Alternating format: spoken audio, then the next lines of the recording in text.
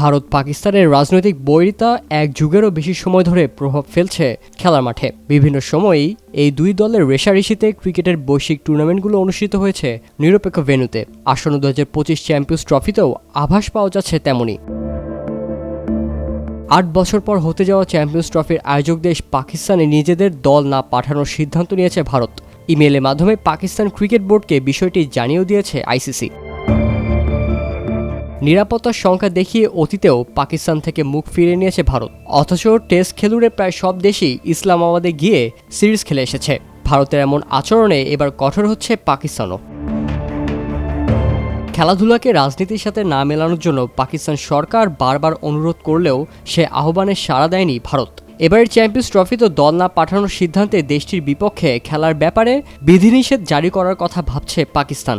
সরকারের নির্দেশ অনুযায়ী পিসিবিও ভারতের বিপক্ষে কোনো ধরনের ম্যাচ না খেলা ও ভবিষ্যতে দিল্লিতে দল না পাঠানোর পরিকল্পনা করছে।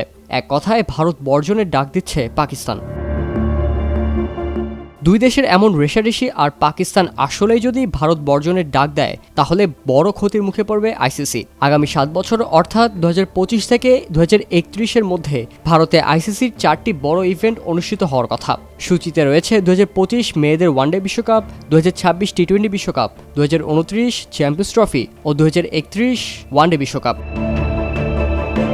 এই 4 টুর্নামেন্ট খেলতে পাকিস্তান দল যদি ভারতে না যায় অথবা টুর্নামেন্ট সরিয়ে নিয়ে যদি অন্য কোথাও আয়োজন করা হয়, কিন্তু পাকিস্তান তাতেও ভারতের বিপক্ষে খেলতে অস্বীকৃতি জানায়, তাহলে দর্শকদের আগ্রহ কমে যেতে পারে। এতে ব্রডকাস্টার ও স্পন্সররাও মুখ ফিরিয়ে নিতে পারে। ফলে অর্থনৈতিক দিক দিয়ে বড় লোকসানের মুখে পড়বে আইসিসি।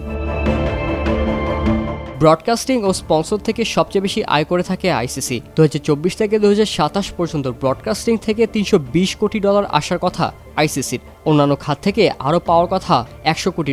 আর আইসিসির বিপুলে আয়ের বড় একটি অংশ আসে ভারত পাকিস্তান ম্যাচ থেকে। আইসিসির আয় কমে গেলে তা বিশ্ব ক্রিকেটের উপর নেতিবাচক প্রভাব ফেলবে। স্বাভাবিকভাবেই ক্রিকেট বোর্ডগুলোতে রাজস্ব বণ্টনের হার কমে যাবে, যা বিশ্বব্যাপী ক্রিকেটের উন্নয়নকে বাধাগ্রস্ত করতে পারে।